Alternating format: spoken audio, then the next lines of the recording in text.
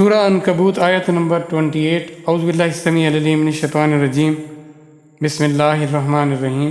اور لوط جب اس نے کہا اپنی قوم کو، بے شک تم کرتے ہو بے حیائی، نہیں پہلے کیا تم سے اس کو کسی نے جہان والوں میں سے۔ حضرت لوط کون تھے؟ حضرت ابراہیم کے بھتیجے تھے۔ یہ ایمان لائے تھے حضرت ابراہیم پر۔ حضرت لوط چلے گئے تھے ایک علاقہ جس کو سدوم کا نام دیا گیا، وہ سدوم کی بستیاں تھیں۔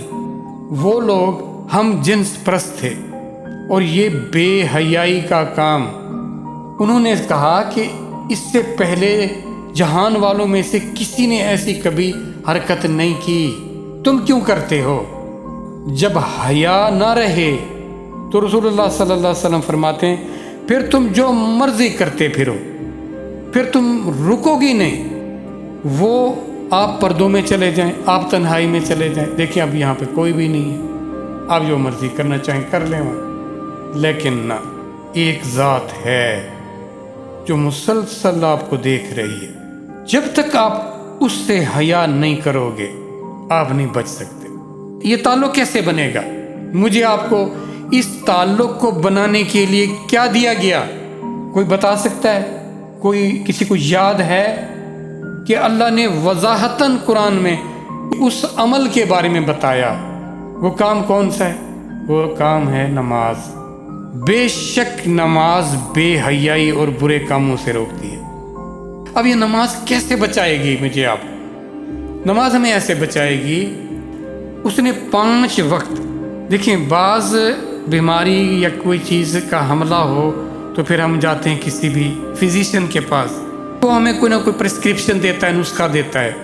اس کو پتہ ہوتا ہے کہ اس وقت اس کی جو صورتحال ہے انفیکشن کی وہ کس درجے پر ہے اور کتنی ڈوز کس وقت دی جائے تو یہ اس کو بہتر کر دے گی۔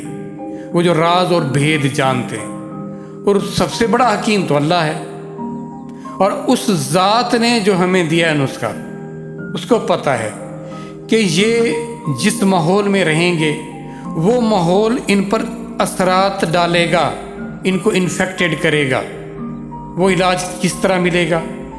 وہ لوگ، وہ ماحول مجھ پر اپنی کثافت کے اثرات چھوڑے گا، وہ میرے اس سافٹ ویئر کو ڈسٹرب کریں گے، تو پھر مجھے یہاں سے کچھ ایسی لطافت چاہیے، نور چاہیے، اتنی مقدار میں ہو جو اس کو نیوٹرلائز کر دے، بلکہ یہ اس سے زیادہ ہو تاکہ نیکسٹ میں اتنی ڈوز لے کر جاؤں، نیکسٹ مجھ پر حملہ جب ہو تو پھر میری وہ اللہ سے تعلق اور محبت، وہ حیا، وہ مجھے روکے۔ بے شک نماز بے حیائی اور برے کاموں سے روکتی ہے۔ اگر نماز ہوگی تو روکے گی نا۔ میں نے تو پوری کی رسم، مجھے کوئی پتہ نہیں تھا، میں نے اللہ کو اپنے قریب نہ جانا۔ جو اللہ نے مجھ سے کلام کروایا، جو باتیں دیں مجھے، میں نے جیسے نا کوئی اوتھ لیتا ہے کہ میں وفادار رہوں گا اپنے ملک کا اور اپنی بھرپور صلاحیتوں کے ساتھ اپنی خدمات کو سر انجام دوں گا، میں کسی طرح کی کوئی بددیانتی نہیں کروں گا۔ پہلے تو ہم جانتے نہیں کہ کہہ کیا رہے ہیں، کچھ جان بھی لیا، پھر وہ اس لیول تک نہیں جاتے کہ میں اس پر کمیٹڈ رہوں۔ پھر وہ آپ کو موقع دیتی ہے ذات، تم نے مجھ سے کمٹمنٹ کی، تم نے اپنے آپ کو ریفیول کر لیا، تو چارج کر لیا، اب جاؤ تمہیں دیکھوں گا کہ تم کیا کرتے ہو۔ چلو گڑبڑ ہوگی، آؤ اب کی بار اور زیادہ بہتر اپنے آپ کو ریفیول کر لو، ریچارج کر لو۔ جب تم پر ایسے نیگیٹیوٹی آئے، اس کا حملہ ہو، تمہارے اندر اتنی پازیٹیوٹی ہونی چاہیے کہ وہ اس کو رد کر سکے۔